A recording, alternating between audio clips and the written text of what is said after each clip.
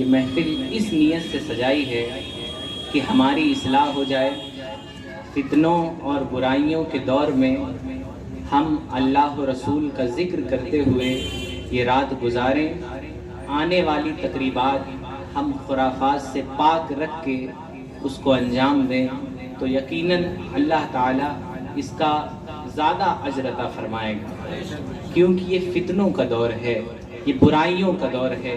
اس زمانے میں جب رسول اللہ صلی اللہ تعالیٰ علیہ وآلہ وسلم کی کسی سنت کو بھلا دیا گیا ہو، روایتوں میں آتا ہے اس وقت سنت پہ عمل کرنے والے کو 100 شہیدوں کا ثواب دیا جاتا ہے۔ یہ راہ مشکل تو بہت ہے، لیکن اس راہ میں جو بدلہ دیا جاتا ہے وہ بھی بہت عظیم ہوتا ہے۔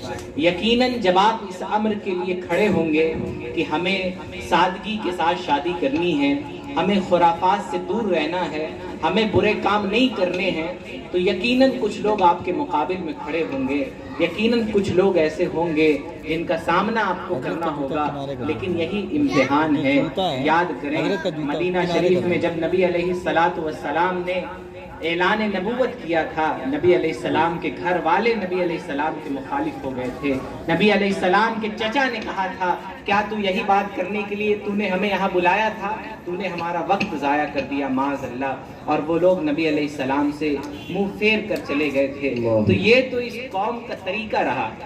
شاعر نے کہا ہے، ہم کون ہیں، کیا چیز ہیں یہ داغے قبائح، لوگوں نے تو مریم پہ بھی الزام تراشے، لوگوں نے تو مریم پہ بھی الزام تراشے، لیکن ہم آپ کی پشت پناہی کرتے ہیں، ہم ان تمام نوجوان بچوں کی حوصلہ افزائی کرتے ہیں جو اس پرفتن اور پرخطر دور میں بھی دین اسلام کے لیے کوششیں کر رہے ہیں، اپنے گھر کی تقریبات، اپنے گھر کی اپنی شادیاں وغیرہ غیر شرعی رسوم سے پاک کرنے کی کوشش کر رہے ہیں۔ بہرحال یہ ہمارا موضوع سخن نہیں ہے، لیکن ضمناً یہ باتیں عرض کر دوں، جس طرح بھلائی کا اثر ہوتا ہے، جس طرح بھلائی کا اثر ہوتا ہے اسی طرح برائی کا بھی اثر ہوتا ہے۔ انگلش میں ایک بڑی مشہور کہاوت ہے، your work will influence other, آپ کا کام دوسروں پر اثر کرتا ہے، آپ کا کام دوسروں پر اثر کرتا ہے۔ ایک والد ہے، ناراض رہتا ہے، گھر جاتا ہے، اپنی بیوی سے لڑائی کر لیتا ہے، آپ دیکھتے ہوں گے کہ اس دن اس پورے گھر کا، وہ بچے ہوں، وہ ماں باپ ہوں، وہ ساس سسر ہوں، کوئی ہو، پورے گھر کا ماحول خراب رہتا ہے۔ تو ایک برائی جو ہوتی ہے، آپ یہ نہ سوچئے گا کہ اس کا اثر نہیں ہوتا ہے، آپ یہ نہ سوچئے گا کہ اس کی کچھ تاثیر نہیں ہوتی ہے۔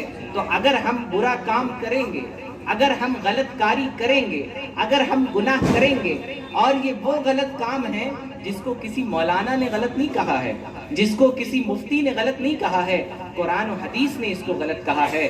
آپ رسول گرامی وقار صلی اللہ تعالی علیہ وسلم کی سنت پر عامل ہونے کے بعد عمل کرنے جا رہے ہیں، نکاح کرنے جا رہے ہیں، پھر اس طرح کی حرکتیں کریں، اگر ہم بے پردگی ہو ہماری شادیوں میں، گانے باجے ہوں ہماری شادیوں میں، لڑائی جھگڑے ہوں۔ آج تو بڑے افسوس کی بات ہے کہ مسلمانوں کی شادیوں میں لڑائی جھگڑے ہو جاتے ہیں، وہ چپل جوتا کرسیاں چلتی ہیں، یہ بڑے افسوس کی بات ہے۔ مسلمان کی مثال یہ بتائی گئی کہ رحماء بینہم، کہ آپس میں بڑے رحیم ہوتے ہیں، بڑے رحم کرنے والے ہوتے ہیں، واشداء علی الکفار، اور کافروں پہ بڑے سخت ہوتے ہیں۔ لیکن ماجرا ہی الگ ہے، جو گستاخیاں کرتے ہیں وہاں ہمیں حکمتیں یاد آ جاتی ہیں، ہمیں کافروں سے جب میل جول رکھنا ہوتا ہے تو حکمتیں یاد آ جاتی ہیں، لیکن جب کسی مسلمان بھائی سے کسی اپنے بھائی کی غلطی معاف کرنی ہو تو ہم اپنی غیرت دیکھتے ہیں، ہم اپنی عزت نفس دیکھتے ہیں۔ تو مسلمانوں ہم کہاں چلے گئے؟ نبی علیہ السلام نے حضرت ہندہ، جنہوں نے نبی علیہ السلام کے چچا کا کلیجہ چبایا تھا، میں اس سے بڑی مثال شاید نہیں دے سکتا اپنی بساط کے مطابق، انہوں نے نبی علیہ السلام کے چچا کو شہید بھی کیا، ان کا کلیجہ بھی کیا۔ تو یہ غوث اعظم کی بات ہے کہ غوث اعظم کے کتے کا یہ عالم ہے۔ تو جو نبی پاک صلی اللہ تعالیٰ علیہ وسلم کے در سے جڑ جائے اس کا عالم کیا ہوگا. ہماری جانیں قربان رسول اللہ پہ، لیکن ہم اپنا عمل، برا عمل رسول اللہ کی ذات پہ قربان نہیں کر پا رہے ہیں. ضرورت ہے ایسے اداروں کے تعمیر کی جہاں پہ لوگوں کو اچھی تعلیم دین کی دی جائے اور حالات حاضرہ کے لحاظ سے لوگوں کو تیار کیا جائے. وقت تو ایسا ہے کہ ہماری تعلیم گاہیں کبھی بند نہیں ہونی چاہیے، 24/7 اوپن رہنی چاہیے. لیکن آپ کو پتا ہے ہماری کون سی دکان 24 گھنٹہ اور 7 دن کھلی رہتی ہے؟ وہ ہے چائے کی دکان، سگریٹ کی دکان. خوشی حسین ماموں نے چلائی ہے دکان. رات کے 2 بجے تک بھیڑ رہتی تھی، 2 بجے تک بھیڑ ہے. واللہ میں بتا رہا ہوں. یہ بھیڑ کہاں ہونی چاہیے؟ مسجدوں میں ہونی چاہیے. مسجد میں تو تالا لگ جاتا ہے. عشاء بعد کیوں نمازی نہیں رہے؟ مسجد مرثیہ خواں ہے کہ نمازی نہ رہے.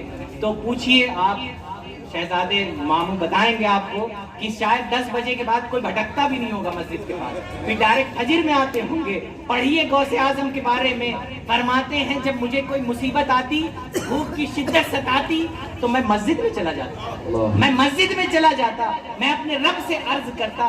اسی لیے اعلیٰ حضرت نے فرمایا ہے قسمیں دے دے کے کھلاتا ہے پلاتا ہے تجھے پیارا اللہ تیرا چاہنے والا تیرا. تو اعلیٰ حضرت نے ایسے نہیں کہہ دیا، یہ حقائق کی روشنی میں کہا ہے. آج مسلمان کہاں ہیں یہ جان لیجئے گا. بغداد میں مزاریں بھی بہت تھی، بغداد میں مقبرے بھی بہت تھے، لیکن بزرگان دین آپ سے کب خوش ہوں گے معلوم؟ جب آپ اللہ تعالیٰ سے اپنے رشتے کو مضبوط کریں گے، رسول اللہ سے اپنے رشتے کو مضبوط کریں گے. آج ہم مزاروں پہ تو ضرور میلے لگاتے ہیں، لیکن مسجدوں کے مزاروں پہ میلے لگانا غلط نہیں ہے، بھیڑ لگانا غلط نہیں ہے. لیکن مسجدیں خالی کر کے مزاروں پہ بھیڑ لگائی جائے گی تو ضرور اس پہ سوال اٹھایا جائے گا کہ فرض تھا کہ آپ مسجدیں بھریں، یہ فرض نہیں تھا کہ آپ مزاریں بھریں. فرض تھا کہ آپ کے مدرسے بھرے رہیں. جا کر دیکھیں مدرسوں کی مانیتا پہ تلواریں لٹکی ہوئی ہیں. کیوں؟ بچے نہیں، پڑھنے والے لوگ نہیں، پڑھانے والے افراد نہیں ہیں. تو ہم کہاں ہیں؟ اب تو شاید ایک مولانا نے ایسی بات کہہ دی کہ لوگوں نے کہا لگ رہا وہابی ہو گئے. ہمارے وہاں بچے آتے ہیں تو محرم میں ہم نے کہہ دیا تھا وہ نعرہ کفنی شاید باندھتے ہیں، کچھ ہرا ہرا باندھتے ہیں. تو بچی گئی گھر پہ بتائی کہ ایسا نہیں کرنا ہے. بچی کی ماں کہی لگتا ہے آپ کے حافظ جی وہابی ہو گئے. تو اگر کوئی حق بات کہہ دے تو وہابی. یہ بزرگوں کا مشن تھا کہ آپ کو مسجد سے جوڑیں. غوث اعظم چاہتے ہیں کہ آپ کا رشتہ اللہ تعالیٰ سے مضبوط ہو جائے، رسول گرامی وقار سے مضبوط ہو جائے. یہ آپ کے بزرگوں کی خواہش ہے، لیکن ہمارا عالم ہی الگ ہے. وہ کسی نے کہا تھا بڑے بد نصیب وہ جو قرار تک نہ پہنچے، در یار تک تو پہنچے، دل یار تک نہ پہنچے. تو ہم مزارات پہ ضرور ہیں لیکن اپنے بزرگوں کی مراد کو سمجھ نہیں پا رہے ہیں.